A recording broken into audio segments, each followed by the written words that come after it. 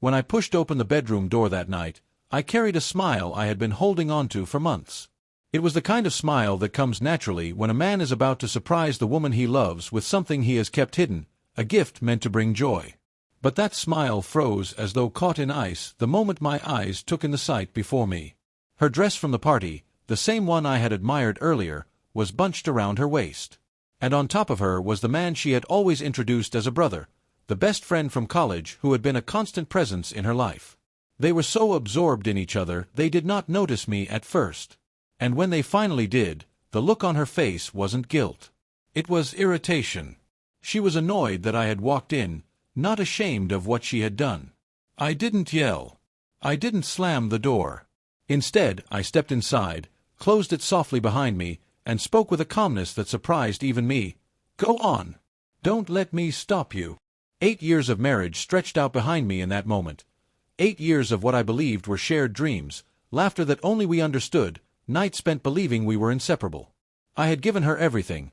My trust, my secrets, my heart, even access to my business. I had welcomed him into our home, shaken his hand at birthdays and barbecues, cheered with him during game nights. And all the while, he was sleeping with my wife.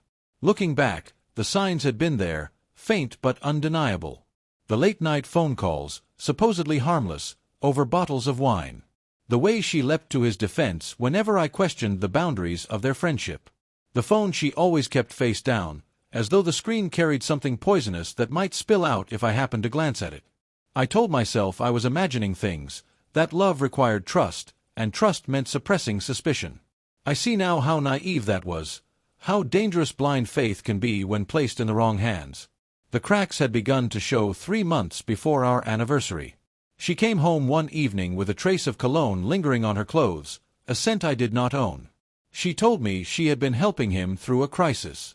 Her eyes darted away from mine for just an instant, but it was enough. I knew. I didn't confront her then. Instead, I retreated inward, and in that silence I grew careful, deliberate, cold. I called Mark, a private investigator and an old friend who owed me a favor. Within a week, I had everything. Photographs, videos, receipts from hotels, timestamps that mapped out their deception in meticulous detail. Their affair wasn't reckless, it was organized. Almost professional. And then I called my lawyer. Together we went through the prenup she had once insisted upon, the very document that stated she would leave with nothing if proof of infidelity ever surfaced. But I didn't just want proof. I wanted to dismantle everything she and her so-called brother thought they had built. Quietly, I shifted assets, moved property titles, reassigned company shares, every move perfectly legal and airtight. Then I planned the moment of revelation. I invited her entire family to what I said was a surprise anniversary celebration. Her parents, her sister, even cousins she barely tolerated. I told them it would be special. In a way, it was. Back in the bedroom that night, she was pulling the sheets around herself while he scrambled for his clothes. Their panic was written all over their faces, but my voice remained steady. I think we should have a little chat together, I said. Before they could respond, I called downstairs. Music and laughter drifted up through the phone as her mother's voice answered. Could you all come upstairs? Bring everyone. Her eyes widened with horror. You wouldn't, she whispered. I already did. Moments later, footsteps approached, and then the door opened. Her parents, her sister, her cousins, all dressed to celebrate, holding glasses of champagne, froze when they saw the scene. Her clutching the sheets, him half-dressed, me standing calmly by the dresser. Silence stretched like a blade. Finally, I turned to her father and placed a small black drive in his hand. On it was everything, the photos, the videos, the receipts. His face drained before he even opened it. Her mother gasped, her sister whispered a shocked prayer, and my wife began to cry. Not for me, for herself. I wasn't finished. From a drawer, I pulled out an envelope and handed it to her. This is the updated divorce agreement. Effective immediately. Her trembling hands flipped through the papers, her eyes widening as she read the clauses that stripped her of everything.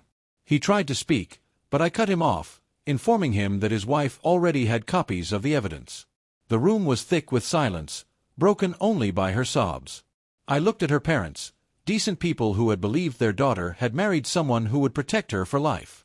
I wanted you to see this now, I said, because I won't carry the burden of her mistakes.